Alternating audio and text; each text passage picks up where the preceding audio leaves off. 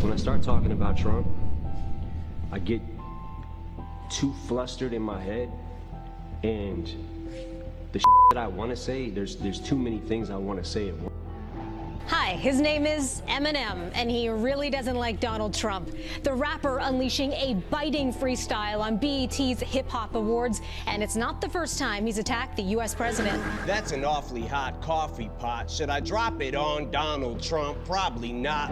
One thing that's absolutely certain in hip-hop is that no one comes at Eminem and walks away for free. Maybe Trump's best buddy, Elon Musk, missed that part, but Eminem wasted no time proving it to him. Whether it's the time when he checked Ja Rule for running his mouth, shut up, Em, you claim your mother's a crackhead and Kim is a known slut, so what's Haley gonna be when she grows up?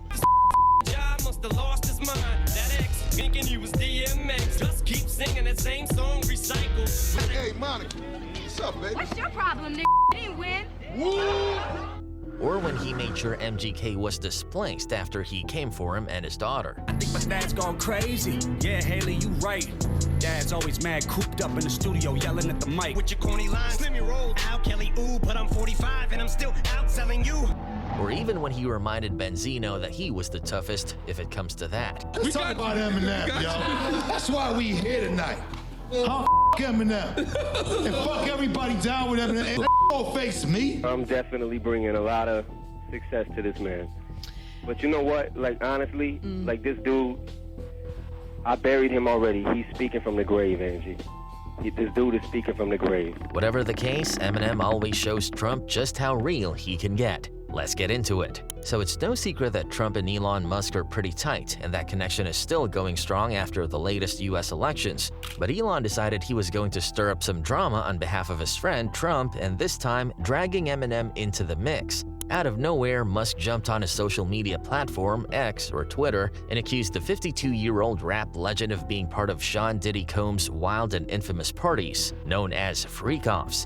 Elon's bold claim came right after news broke that Eminem would be introducing Barack Obama at Kamala Harris's campaign rally in Detroit. Eminem, never one to stay quiet, made his stance clear at the rally, saying, "I'm here tonight for a couple of important reasons. As most of you know, the city of Detroit and the whole state of Michigan means a lot to me. Going to this election, the spotlight is on us more than ever, and I think it's important to use your voice, so I'm encouraging everybody to get out and vote, please." Classic Eminem, direct and all about representing his hometown. I think Vice President Harris supports a future for this country where these freedoms and many others will be protected and upheld. And here to tell you much more about that, President Barack Obama. But Elon wasn't having it. In a fiery clapback, he dug up Eminem's controversial lyrics and posted, "This is the same guy who rapped about killing homosexuals with a chainsaw, Vicodin, chopping up his wife in front of his daughter, his disdain of poor white trash audience, and being bagged by a bisexual ped named Can Kniff from Connecticut." And he's supporting Kamala. Clearly, Musk was riding hard for his buddy Trump and wasn't about to let Eminem's political support slide without a fight. Thing is, Elon's attempt to drag Eminem backfired, big time. Fans immediately jumped to Eminem's defense, shutting down the whole Diddy Party accusation. One user called out Musk's take, saying, "M hates Diddy. He's been dropping hints and warnings in his lyrics for years. Bad take on this one." And just when you thought it couldn't get messier, another user pulled receipts, a photo that appeared to show Elon himself hanging out at one of Diddy's parties. Elon Musk was literally at a Diddy party himself, not to mention that Eminem has been dissing Diddy for the better half of a decade now. Actual brainlet, they wrote. That same person summed up the irony perfectly. This is ironic and hypocrisy at its finest, when Eminem has been dissing Diddy for 20+ years, and Elon is the one all lovey-dovey with him and receiving money from him for Twitter, LOL. Let's be real, if Eminem decides to fire back at Musk, things could get brutal. With all the chaos Elon's dealing with between his companies and the endless controversies, having someone like Eminem, who's known for his razor-sharp diss tracks, come for him would not be friendly. In fact, a lot of people think Elon and even Trump wouldn't walk away from that one unscathed. Gangster Eminem. So here's the thing about Eminem. He's not just known for his crazy lyrics. Truth is, he'll absolutely destroy you in a rap battle, no question, but that's not where it ends. Let's just say if things get real, history shows he's not exactly the guy you want to mess with. Pulled an empty pistol on one of our boys. Really? Yeah, and then he pistol whipped some announcer for making out for his wife. Now, when people think of hardcore gangster rappers, Eminem isn't the first name that pops up. He's not out there throwing up gang signs or claiming a set. But don't get it twisted. When it comes to standing his ground, M doesn't play. Anytime someone tried to test him, he didn't just stand there, he handled it. No hesitation. A perfect example was that time some Crips wanted him to check in when he was in LA. Yeah, that didn't go how they expected. See, what they didn't know was that Eminem had a serious backup plan. The Booyah Tribe. That Booyah song did what it was supposed to do. Like, hey, you stay away from this He's our homeboy. Now, if you don't know about the Booyah Tribe, they weren't just some random rap group. These guys had deep ties to the Samoan gangs in LA, and if you know anything about them, you know they're not the type to mess with. They're chill until they're not, and when things go down, it gets serious fast. They some big dudes, they some big Samoans, you know what I'm saying, who got heart, you know? So, I mean, you know, if you get into it with them, you know you better be prepared to get into it with them. And these were the guys making sure no one messed with Eminem. MUSK'S, who's part of their family, even confirmed that his uncles and crew acted like M's unofficial bodyguards when he was in LA. And didn't they do security for Eminem? Yeah, he reached out. He was getting extorted by some Crips. Who, Paul Rosenberg was, or Eminem was getting extorted by some Crips. And M didn't forget. He showed love by jumping on their track Hip Hop is in a State of 911. Word is, when M was getting extorted by some Crips, his manager, Paul Rosenberg, called in the Booyah Tribe and they shut that down quick. If I'm not mistaken, they actually helped Eminem in a situation where the Crips were, I guess, were shaking him down and whatnot. They kind of helped him and his manager out. Eminem even shouted them out in his lyrics. Everywhere we go, people know we roll deep as F. 40, 50 Samoans. Everywhere we go, people know we roll deep as 40, 50 Samoans, ain't no one when deeper was. And maybe that's why he never seemed scared of Suge Knight, even though Suge had a reputation for being one of the most feared guys in the industry. According to one Booyah member, even Suge didn't want smoke with him. I was like, what's up? Suge Knight scared of you. Suge Knight scared of you. I don't give a man, is Suge really this, really that? I was like, But when I'm Samoan, man. I don't give a I don't care. You King Kong, you Godzilla, you gonna get ass beat. Oh, and if you think this is just hype, his own bodyguard once said that M isn't someone you want to push too far.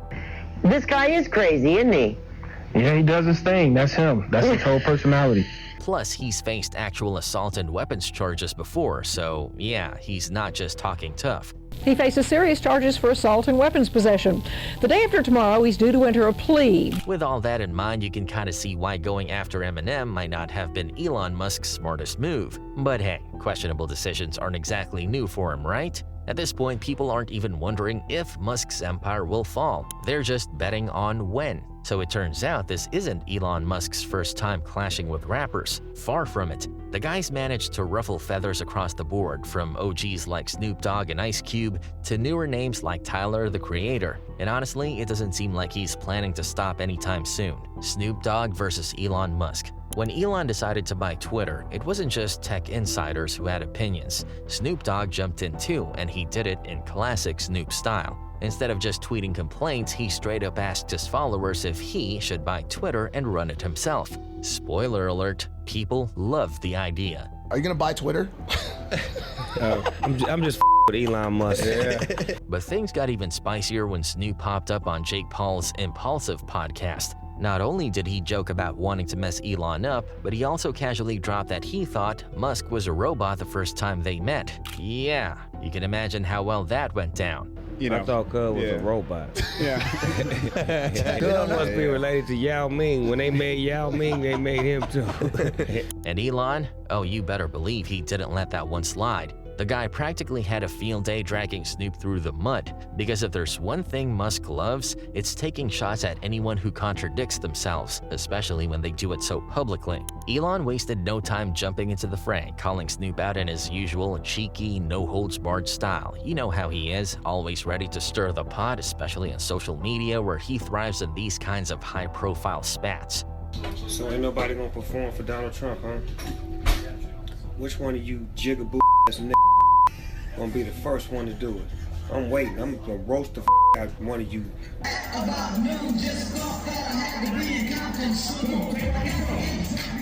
But if you thought Snoop was the only rapper Elon's tangled with, you're in for a ride. Ice Cube versus Elon Musk. A couple of years ago, Musk shared a meme that poked fun at Ice Cube's name, basically comparing the rap legend to a glass of water. Harmless joke, maybe, but Cube didn't find it funny at all. In true Ice Cube fashion, he clapped back with a meme of his own, roasting Elon's handling of Twitter by comparing the platform to a burning dumpster. Yeah, no sugarcoating there. And if there was any doubt about how Cube really feels, he cleared it up on, yep, you guessed it, the Impulsive podcast, where he made it clear he's not exactly a fan of Musk. I wouldn't call myself a fan. Anti-fan? Hater? No, I'm not a hater either. Just neutral. I'm just neutral, yeah. I just look at the guy. At this point, you'd think Elon might back off, but no, because of course there's more. Tyler, the Creator versus Elon Musk. Funny enough, Tyler, the Creator actually used to back Elon. Just a couple of years ago, he was publicly showing love to the tech mogul, encouraging him to stick to his ideas and ignore the haters. He even posted, "I hope you have a good day, and any ideas you have and stuff, go for them no matter what, ninja." But fast forward to last October and things took a turn. During his performance at the Austin City Limits Festival, Tyler decided to flip the script. Instead of giving Elon a shout out during his song 911 Mr. Lonely, he switched up the lyrics to say, F Elon.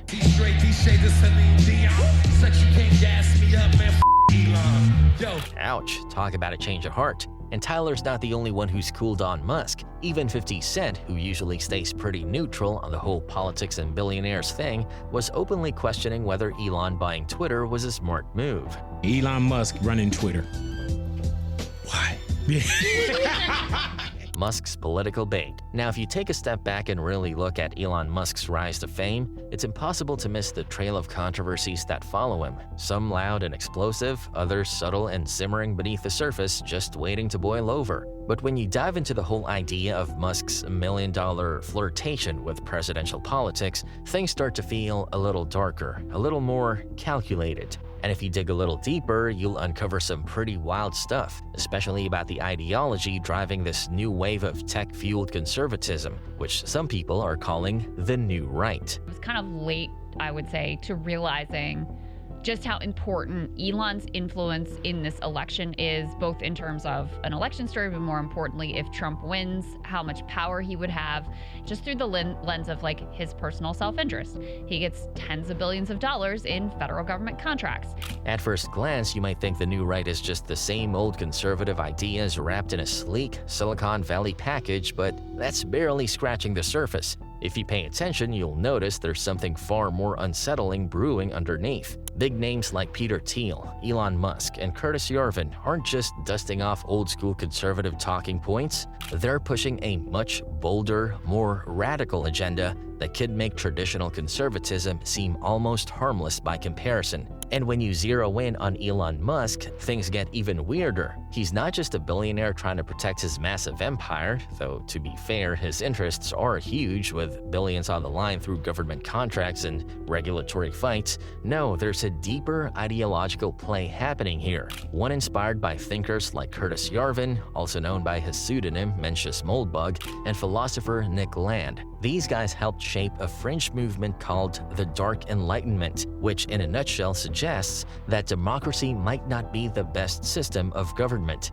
Instead, they imagine a future where society operates like a corporation, where power rests in the hands of a CEO-type figure, and regular people, well, they're just along for the ride with no real say in how things work. And this isn't just a bunch of abstract ideas floating around academic circles. Some of these concepts are already being tested in real life. Take Hong Kong, for example, a model that these thinkers seem to admire. Over there, regular citizens only get a small slice of the vote, while the real power belongs to corporations and special interest groups. It's not about hiding corruption, it's about making it the standard operating procedure. And if you connect the dots, it's not hard to see how people like Musk, Thiel, JD Vance, and Curtis Yarvin view Donald Trump as the perfect tool to help dismantle American democracy and replace it with a kind of corporate monarchy. Yarvin himself doesn't even try to hide it. He's openly talked about his belief that democracy should be swapped out for what he calls an accountable monarchy, where a single powerful leader, think a CEO,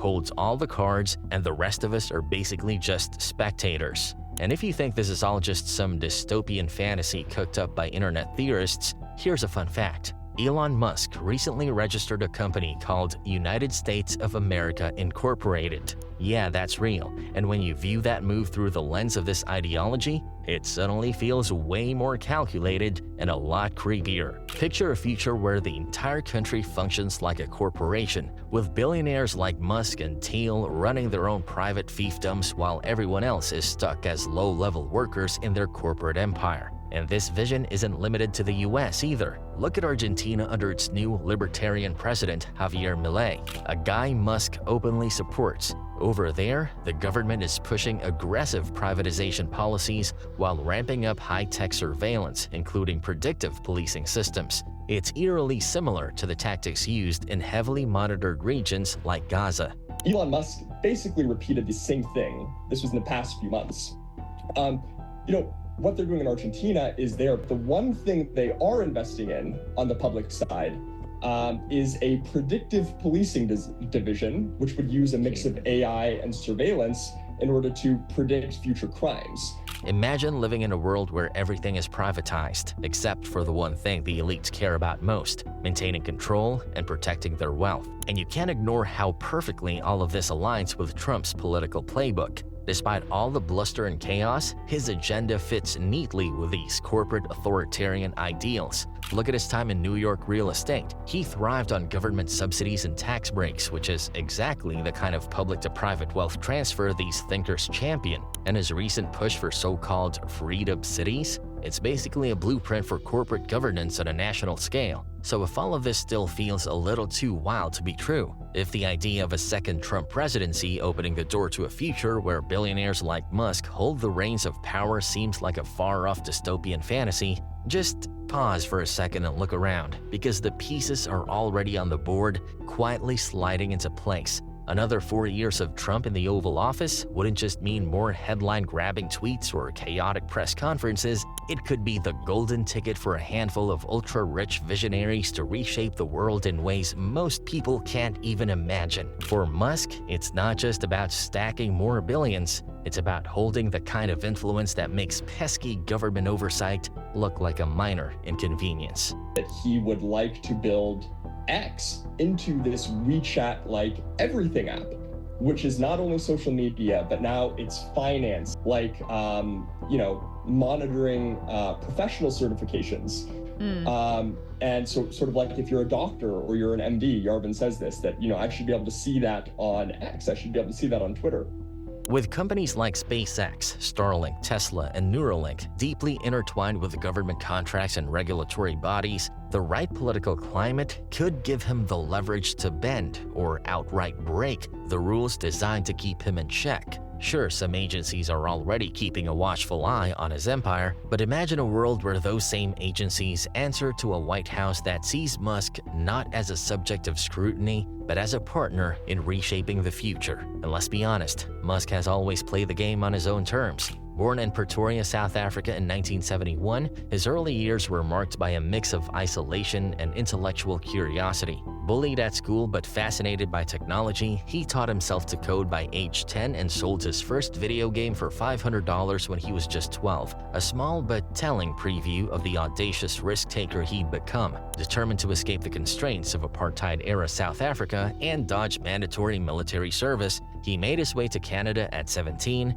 and eventually landed at the University of Pennsylvania. Even as a college student, Musk's entrepreneurial streak was impossible to miss. He and a friend literally turned a 10-bedroom house into a makeshift nightclub just to cover their expenses. The hustle? It's been there from day one. By the time he arrived in Silicon Valley in 1995, Musk wasn't interested in playing it safe. He bailed on a Stanford PhD after just 2 days, diving headfirst into the dot-com boom while the rest of the world was still trying to figure out what the internet even was. His first company, Zip2, was basically an early version of Google Maps before Google Maps existed, a bold idea that scored him a $22 million payday when Compaq bought the company in 1999. Most people would have called it a day right there, but Musk, he was just getting warmed up. Next came X.com, which evolved into PayPal, a platform that completely changed how people moved money online. Even getting ousted as CEO while on vacation couldn't slow him down. When eBay acquired PayPal for $1.5 billion, Musk's cut was a cool $180 million. And instead of retiring to a private island, he did the exact opposite. He doubled down on 3 seemingly impossible ideas: electric cars, private space travel, and brain-computer interfaces. The thing is, when you look at Musk's history, you start to realize he's never been content with just making money. He's always chasing the kind of power that shapes the future. And with the right political winds at his back, the guardrails that keep that kind of power in check could start to crumble. So if the thought of a Musk-Trump power alignment feels too far-fetched, consider this. The world is already moving in that direction, and the next few years could be the moment when the ultra-wealthy stop just playing the game and start rewriting the rules entirely.